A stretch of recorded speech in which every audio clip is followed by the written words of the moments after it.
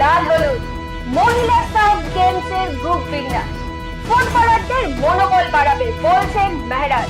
স্বামী বিবেকানন্দ জাতীয় ফুটবলে বাংলার ক্রীড়াসূচি।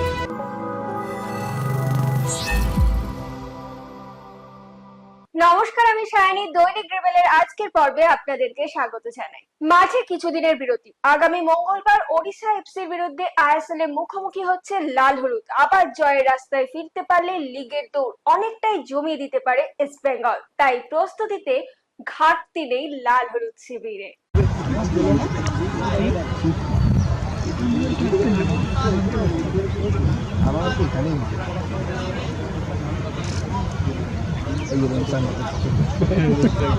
তখন দেখো বেশি রয়েছে সবাই ওই তো হ্যাঁ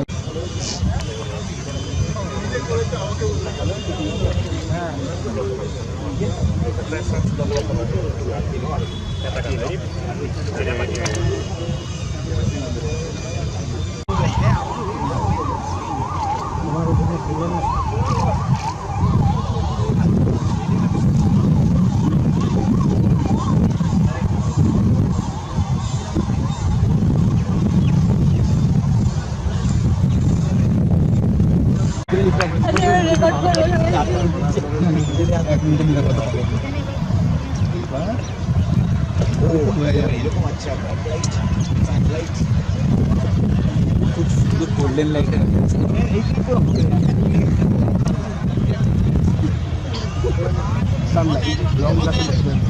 আগামী মে মাসে গোয়ায় অনুষ্ঠিত হতে চলেছে মহিলা সাব ফুটবল চ্যাম্পিয়নশিপ। বি গ্রুপে ভারতের সঙ্গে রয়েছে বাংলাদেশ ও মালদ্বীপ। গতকাল আরো একটা পয়েন্ট এসেছে মোহামেডানের খাতায়। কোচ মেহরাজ উদ্দিনের মতে এই পয়েন্ট ফুটবলারদের মনোবল বাড়াবে। Good evening, welcome to post-match press conference. We are Babu Mohammed and we have our head coach Mehraj Uddin Gadi. Please ask your question. So coach, looks like you are the better team for the major parts of the game. Would you say it's 1 point gain or 3 points lost? I think it's an away game for us, but despite of being away game, I think we looked more stronger throughout the game. We created a lot of chances and defensively we looked very solid. I think we should have got 3, but since it's an away game for us and Chennai FC is a very good team, for now I think 1 point is still okay. We have to go forward and look forward to the next game and try to improve more and capitalize the chances what we are creating and try to get 3 points. And 2 points in your last 2 games now, like after a set of losses, starting to pick up draws. Do you think it gives you confidence into the last 4 or 5 games in which the relegation could be decided? Yes, sir, that is the objective of the team right now, to save the relegation. And last 2 games, the boys, they have been putting everything on the pitch, and there are a lot of positives from last 2 games we are carrying forward, and I think we are very close to win the games. And I think next game we'll just have to go and try to get 3 points. And thoughts on the defenders, like Gaurav was not here today, Haringana was not available due to injury. Despite that, they have put up a clean sheet against a good Chennai in attack. Thoughts on their performance in particular? I think they were decent, they were good, they were solid. Jewel, he started the last game and continued this one also, and they were well organized in the defense.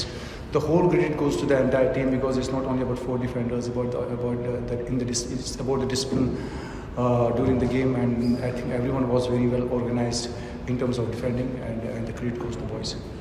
And finally, a personal question for you on returning to this particular stadium as a coach. You have been as a player here, you have 1 year. So A lot of memories with this stadium, with Chennai FC. I love this club. I love the environment here. I have played and I have won ISL here. So it's very emotional also to come inside, in the field as a coach now. But yeah, a lot of memories, and those memories will always remain with me. Thank you. Under 20 জাতীয় ফুটবলের স্বামী বিবেকানন্দ কাপের group বিন্যাস ঘোষিত। Group ই তে বাংলার সঙ্গে রয়েছে কর্ণাটক ও লাক্ষাদ্বীপ। ও ওড়িশা। বাংলার প্রথম ম্যাচ 2রা মে কর্ণাটকের বিরুদ্ধে। আজ কলকাতা ফুটবল লিগের পঞ্চম ডিভিশনের গ্রুপ বি এর একাধিক খেলা রয়েছে, দেখে নিই সেই সব ম্যাচের ফলাফল। আজ কলকাতা ফুটবল লিগের পঞ্চম ডিভিশন গ্রুপ বি এর খেলায় কল্যাণী ব্লক এ মাঠে সারদা চরণ এসি 6-0 গোলে বিবেকানন্দ সমিতিকে হারায়। বি আর আম্বেদকর মাঠে গার্ডেন রিচ এমএস 1-0 গোলে রবার্ট হাডসন এসি কে হারায়। আরিয়াদহ মাঠে সিওজিএস এবং কারবালা এসসির খেলাটি গোলশূন্য ড্র হয়। জিডি মাঠে এক্সেলসিয়ার্স ক্লাব 1-0 গোলে বাগমারি ক্লাবকে হারায়। ফুটবল কুইজ মগজাস্ত্রে আমাদের গতকালের প্রশ্নের সঠিক উত্তর হলো 1993 সাল। চলে আসি আজকের প্রশ্নে। আজকের প্রশ্ন হলো আইএসএল এ মোহনবাগানের সর্বাধিক ব্যবধানে জয় কোনটি ও কোন ক্লাবের বিপক্ষে? উত্তরটা জানা থাকলে আপনারা ঝটপট লিখে ফেলুন কমেন্টের মাধ্যমে। আজকের ভিডিওটি যদি আপনাদের ভালো লেগে থাকে তাহলে কিন্তু অনেক শেয়ার করে দেবেন এবং আমাদের ফেসবুক পেজটিকে ফলো করে দেবেন। বাংলা ফুটবল এরকম আরো খবর জানার জন্য আমাদের ইউটিউব চ্যানেলটিকে সাবস্ক্রাইব করে বেল আইকনটি প্রেস করে দেবেন। আজকের মতো আমি এখানেই বিদায় নিচ্ছি। আবার আপনাদের সঙ্গে দেখা হবে আগামীকাল একটা নতুন পর্ব নিয়ে। শুভরাত্রি।